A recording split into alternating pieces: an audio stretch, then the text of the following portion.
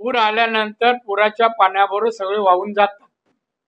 भाजपचा पूर आलाय त्यामुळे भाजपच्या पुरामध्ये टिकणार नाही आणि पूर हा जाचक नाहीये, लोकांना त्रास येईल नाही तर उलट फायदाच होईल. असा म्हणजे सत्ता आमची दोन्हीकडे आहे.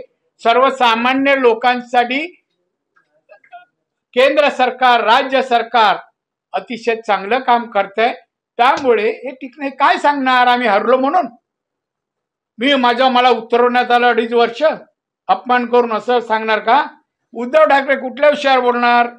26 वर्षातला भ्रष्टाचार का कोरोना काळातल्या औषधाच्या भ्रष्टाचार? तुम्ही बाहेर पडाच. अरे कोणी येऊ दे ना, आम्हाला मी काय बोलतो स्पेसिफिक ऐकून घ्या. मला स्पेसिफिक आता काय ताकद आहे ती तुम्ही सांगा. तुम्ही असा प्रश्न विचार नका नुसते काय होईल काय होणार चमत्कार. अशी काही जादू आहे का त्यांच्याकडे? एकत्र आलं म्हणे वीज चमकणार आणि झालं सगळं मतदान एकावर. अरे काय आहे त्यांच्याकडे? दोघांचा हिशोब करा ना.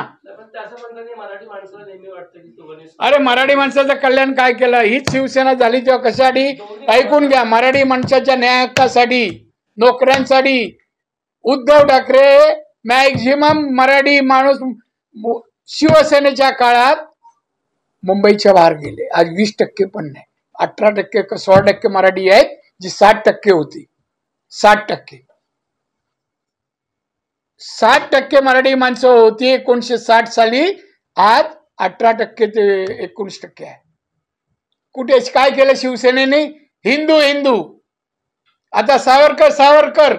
अरे आता मुख्यमंत्री होता राहुल गांधी मांडीला बसत जो सावरकरांवर टीका करत जो आता बाहेर पडले. आता सावरकर आठवले. किती स्वार्थी माणूस आहे उद्धव ठाकरे. काल काय बोलतो आज त्याला आठवत नाही हो. आता लंडन मध्ये आठवणी करून दिल्या का माहित नाही. काय डोक्याचं काय केलं असेल तर हे धंदे नाही करत होता ना. त्याला व्हिडिओ दाखवू का म्हणा? आदित्य ठाकरेचे त्याच्या घरचे म्हणा माझ्याकडे आहेत. कुठल्या अवस्थेत असतात ते दाखवू का? त्याला विचारा आणि त्यांनी सांगितलं दाखवीन. नाही त्याला विचाराच म्हणा. नको रे म्हणा, अजून लाळ सुकली नाहीये उगाच मला हे कर. मी कधी त्याचा विषय का पण तो आता अतिच बोलतो अमित शाह आणि मोदींवर. CEN न्यूज देश प्रदेश की ताजा तरीन खबरों के लिए CEN न्यूज को सब्सक्राइब करें और रहें पल पल की खबर से हर पल बाखबर.